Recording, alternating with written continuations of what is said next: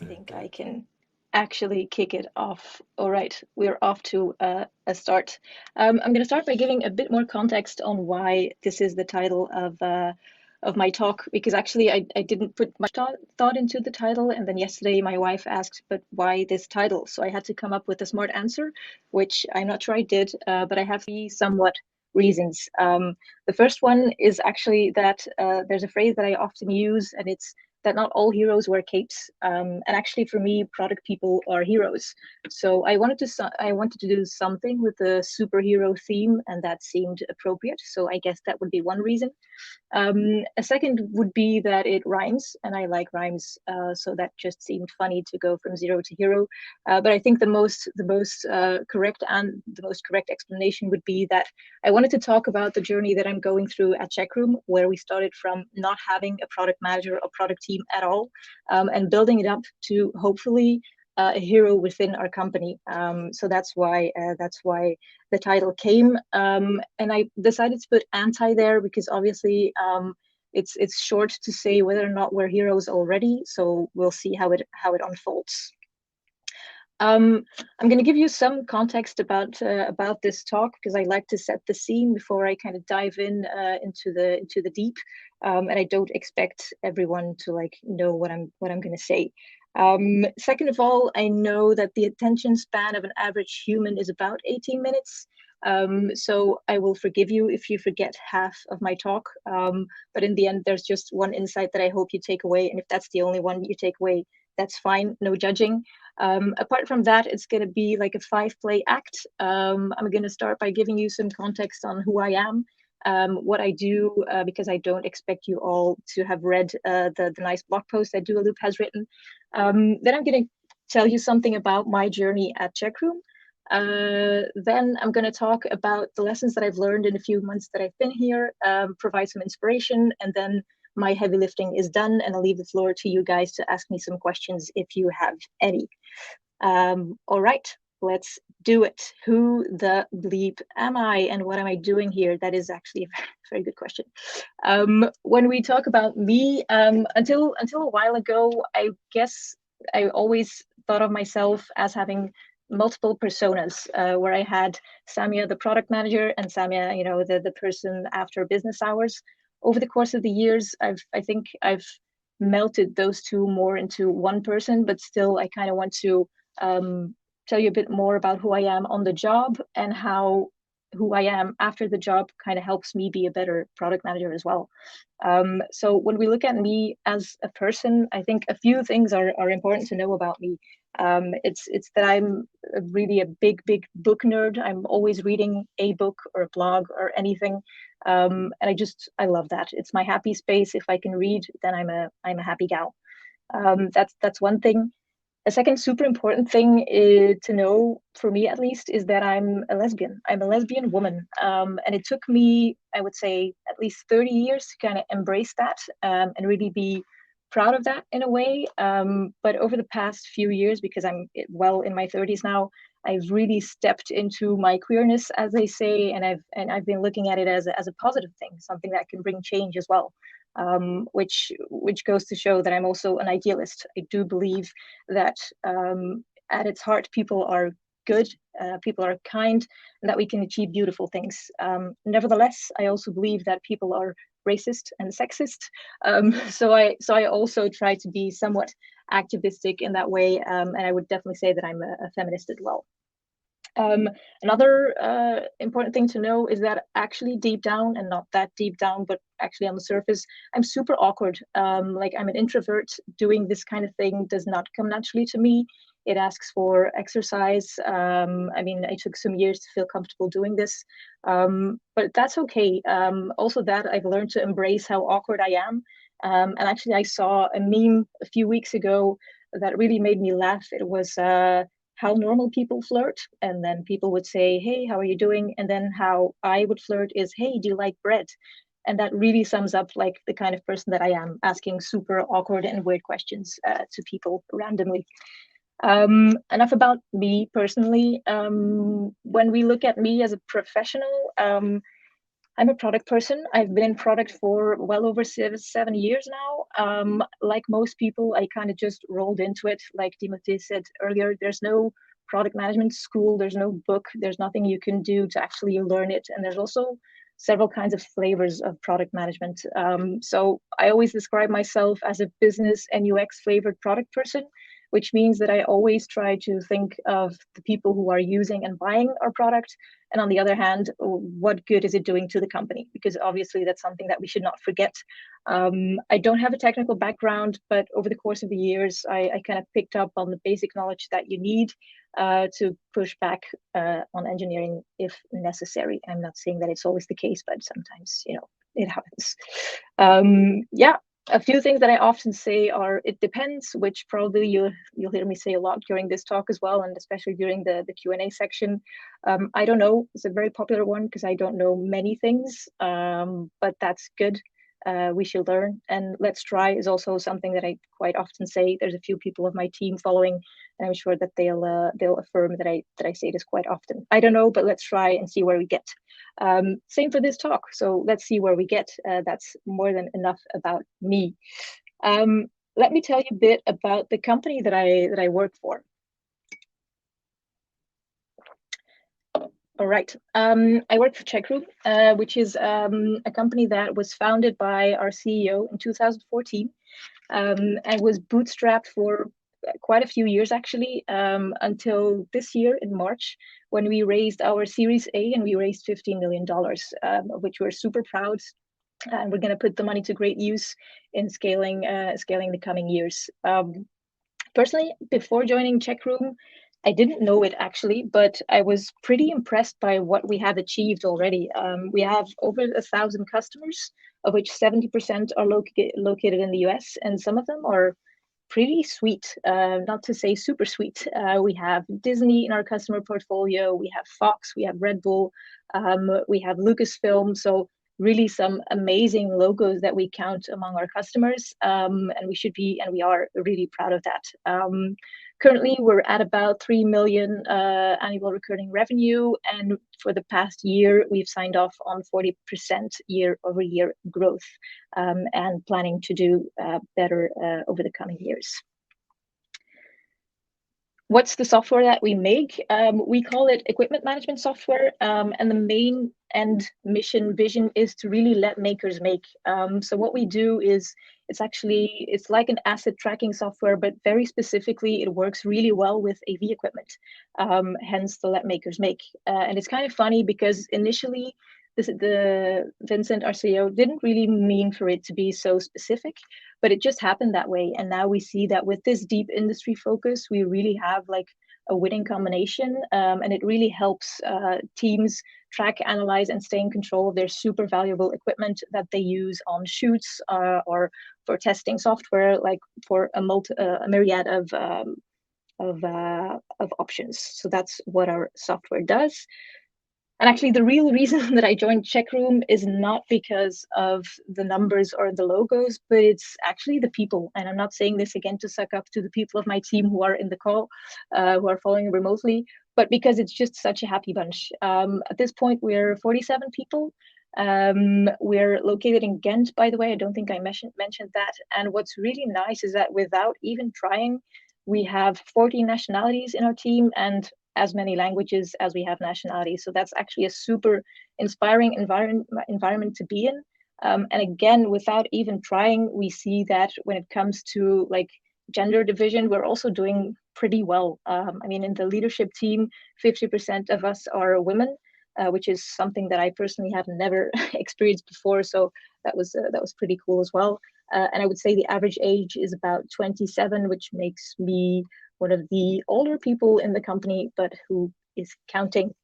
That's the people.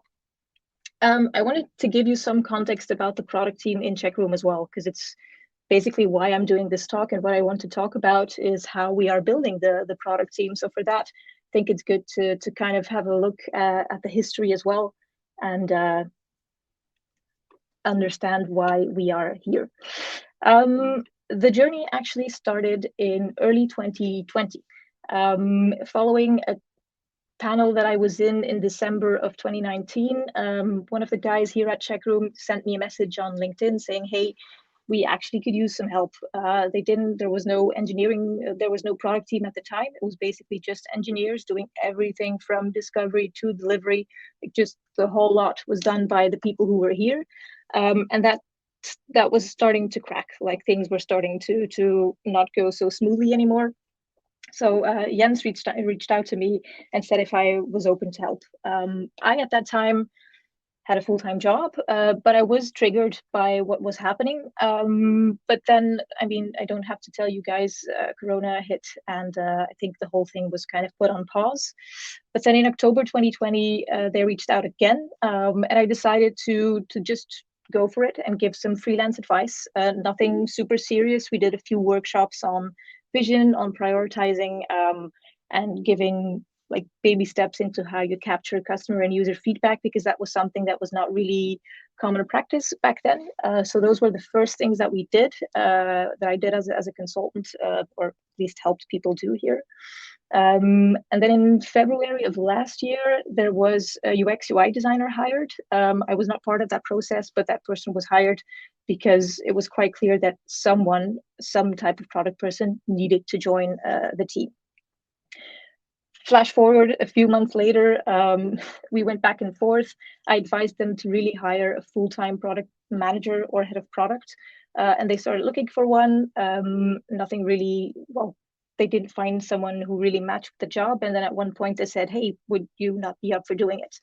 I don't know why I took so long to say yes, but eventually I said yes, and I joined in September of last year. And then fast forward again, we are here now, and in January of this year, we actually had a team that was born, and we are on our way to really becoming product-led. And now my team exists out of 2 product managers and 1 product designer and myself, and we are looking for 2 more people in the short term, like 1 extra product designer and 1 data analyst. That's the team, and that actually seamlessly brings me to the second act of my talk, which is giving you a bit more insights in what we're doing here, what I'm trying to do, and how what I think of while trying to build the team that I am building today. First off, I just want to make a big step back, and just talk a little bit about being the first. So I was the first actual product person on the ground. The GIF is not playing, but it's Ruby Rose. It's one of my favorite queer actresses as Batwoman, and she kind of scratches her head. Because actually I had never been the first product manager. There was always someone before me who had done it, not a ton of people, but this was the first time that I was the first. So it was super interesting experience for me as well. And what I did here was kind of just like a verbal diarrhea, but then on slide. And these were the words that came to mind when I was thinking about my experience on being the first. It's a lot about many different things. I mean, when you get there, there's a lot of chaos.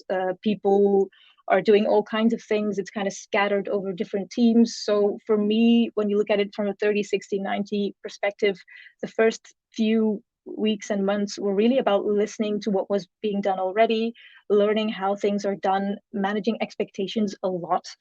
Because one of the things that often came up in those beginning days was, oh, now that we have a product person, we're going to have a roadmap. And it's still kind of a running gag because I have some feelings about road mapping and how it's done and putting timelines on that. So that's a big thing that we had to do in those first months. Like, we're going to have to manage expectations on what a roadmap is and on how we're going to use that in our conversations with customers and leads.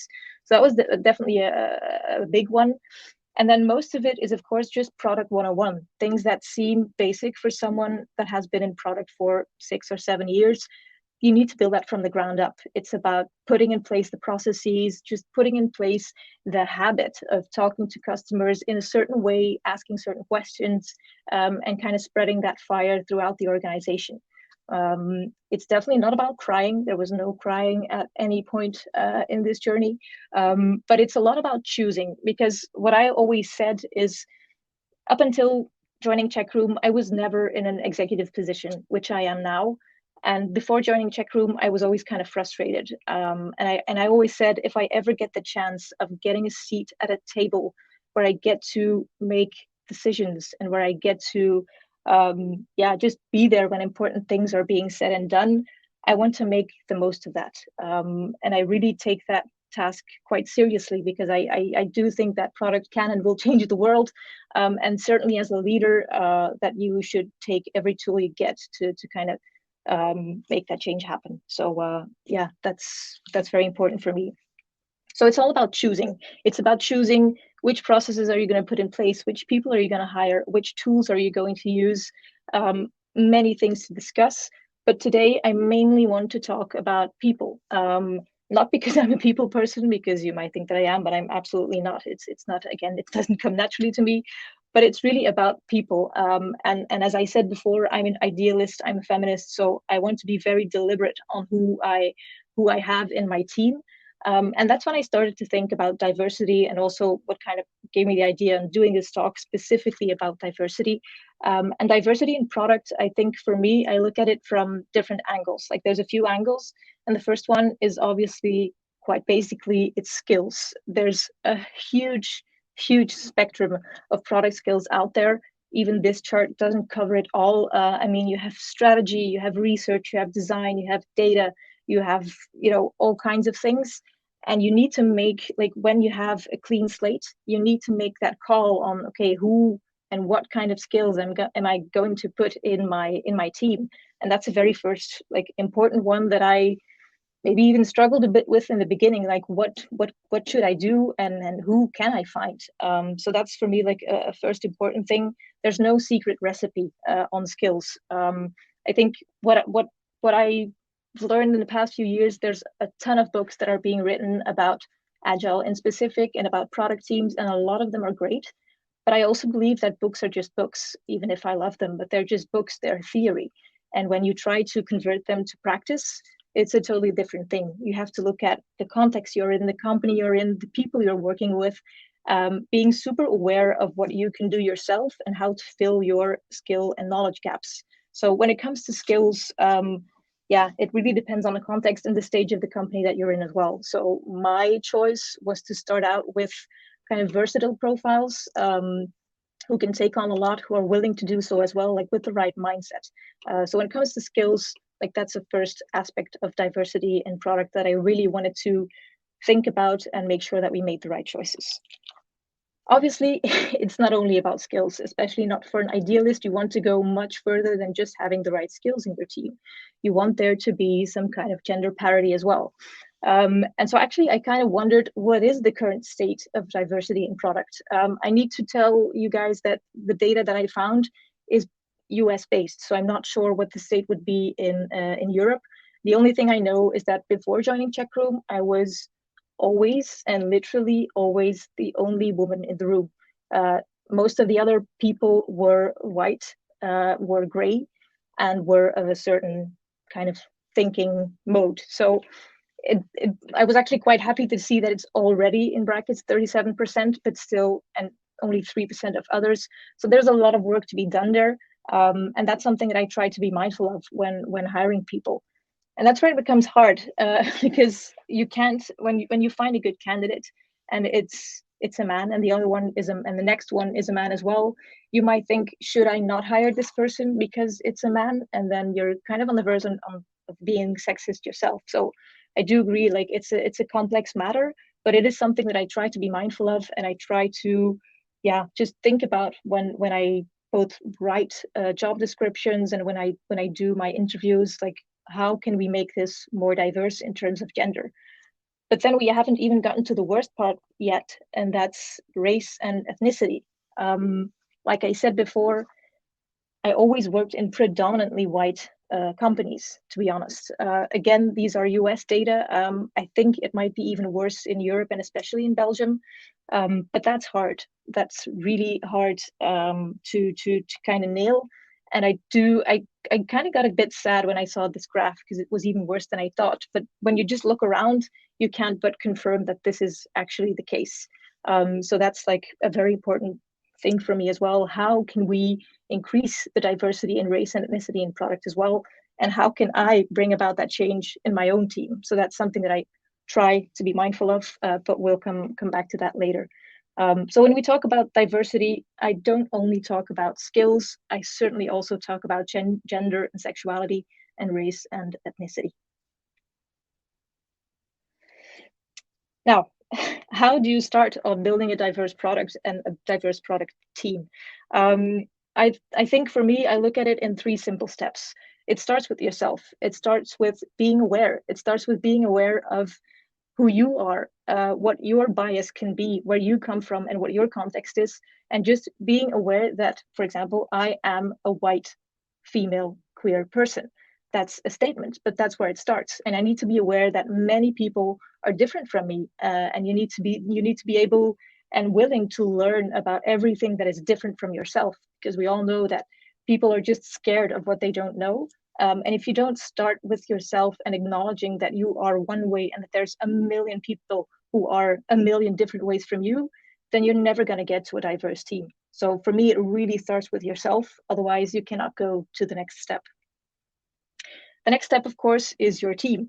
And the way I look at it, it's not just about choosing the people that you put in your team, but it's also about creating that safe space psychologically for people to address certain issues, for people to be themselves, even if they are different from you, or even if they are different from the rest of the company, but really creating that space and creating openness. And this might sound strange coming from an introvert, but it's something that I try to do. I try to be as open as possible on who I am, what I think, what my beliefs are, and I hope, I don't know if my team can confirm that, but I hope they will, that in that way we are creating a safe space where people can feel welcome no matter their background. So that for me is the second part. It's about finding people and not being scared to hire people of whom you don't know they have what it takes, but also of people who are different from you, and then creating that space for people to address difference as well. And then also, obviously, ultimately, we are not building a product for ourselves. We're building a product for, in the best case, millions of people. But if your team does not reflect the diversity of the world, then how in Earth's name are you going to build a product that's for everyone?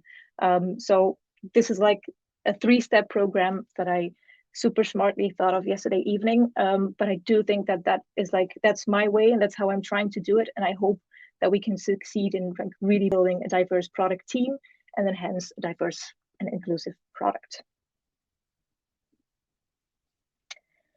All right. Of course, I mean, if you count well, I've been at Cheqroom for about 7 months. So Hindsight, it's a bit early to really talk about Hindsight, but I do want to share some things I learned that I have the feeling that did or did not work. So kind of just go over them briefly, because we're also nearing the end of the talk, and then I'll stop boring you with my talk and be open for questions. But a few things that I feel have or have not worked for us are a few things. Like, first of all, when I was the first and I needed to do my first hire, where do you begin? And for us in this case, we relied on our network, and that really worked because the first person that we hired is a rock star. I mean, I can't say it otherwise. And it's rock star because we knew that she was one and is one. So that was easy. And finding people that you know are good often come from your network. But also sometimes that doesn't work. In the case that you're looking for diversity, then probably your network might not be the first way to go, because I mean, I'm just going to speak for myself personally. The people that I have worked with in the past have always been white or have always been men. So if I try to build a new kind of team, then I cannot go looking into my network for that. I can ask my network to connect me to other people, but I'm probably not going to find them there. So network works and doesn't work depending on the hire that you're trying to do. A second thing that I really like to do is actually hiring for mindset, not so much as for skills, because I do think that hard skills you can learn those. It's not hard to learn how to use a certain tool or to do a certain workshop. But if you don't have the right mindset, if you don't have what it takes to be a product manager and asking the right questions, asking hard questions, and doing that all over and over again, then it's never going to work. So I really like mindset and finding someone who is on the same page and moving things forward. That's super important for me. What I think also works for us at Cheqroom is that because 70% of our customer base is actually in the US, our company is not a typical Belgian company. We rarely speak Dutch or French, everything happens in English. So our job applications happen in English. I mean, job descriptions are in English. Everything's in English, and we noticed that that kind of lowers the barrier for people to apply at Cheqroom and to feel welcome as well. It's a small thing, but I really have noticed that kind of pulls people over the line and say like, okay, we can do this. This is a good place for us. Another thing is like, and this is something that I try to do on the regular, it's checking your bias. And that's hard to do because it's acknowledging that sometimes you're going to pursue sexist or racist behavior. And that's going to happen. I mean, I'm a feminist and I sometimes say things that are very anti-feminist, but I check my bias. I say like, oof, that's not good. But you need to be super aware of yourself and what you're saying and how that might be influencing what you're doing on a professional level. So that's definitely also a thing that I wanted to stress. A second, prior to last one, is that plans are not holy. Like when we were in the process of getting our fundraise, we had to make a hiring plan.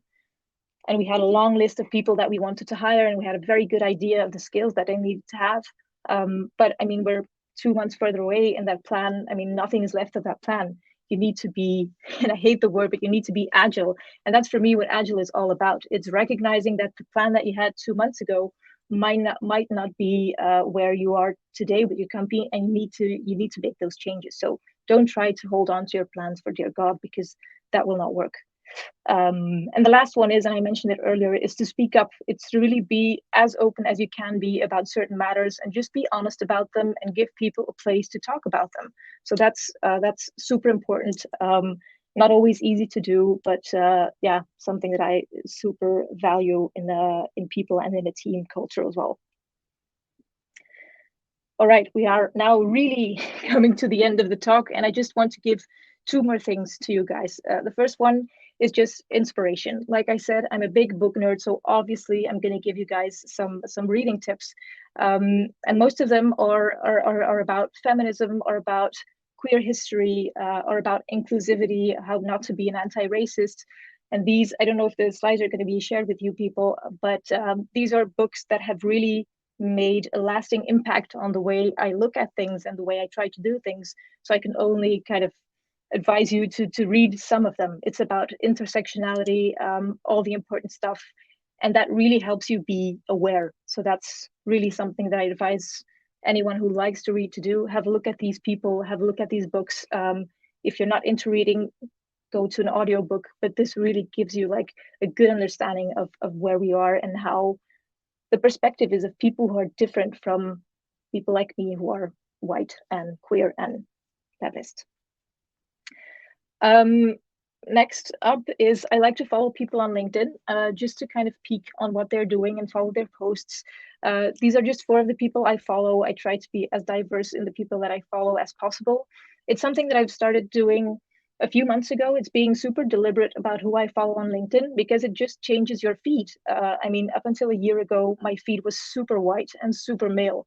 And last year, I like a few months ago, I kind of made that deliberate change in just following more female, people of color, persons, just to get a different feed. These are just four of them. There's many more out there. It's not an exhaustive list, but that really helps just broaden your perspective, and also make you realize that we're all in our bubble and we need to actively open it up, or otherwise we're always going to be stuck in that bubble. So really, this is a shout out to everyone. Give one of these people a follow. Actively look for people of color, queer people, women to follow on LinkedIn, because they are out there and they are saying super interesting stuff. So honestly, do it. You're not going to regret it. And then as a closing thought, I just want to give away that everyone makes mistakes. Like I said, I do too. I say things that are anti-queer, anti-female, but that's okay. It's all about not being a dick about it, acknowledging that you made a mistake, and then just learning, trying again, probably failing again, but always being aware and always trying to do better, because we are in a position where we can change things. I honestly believe that. So that is my closing thought, and I hope you can take it away.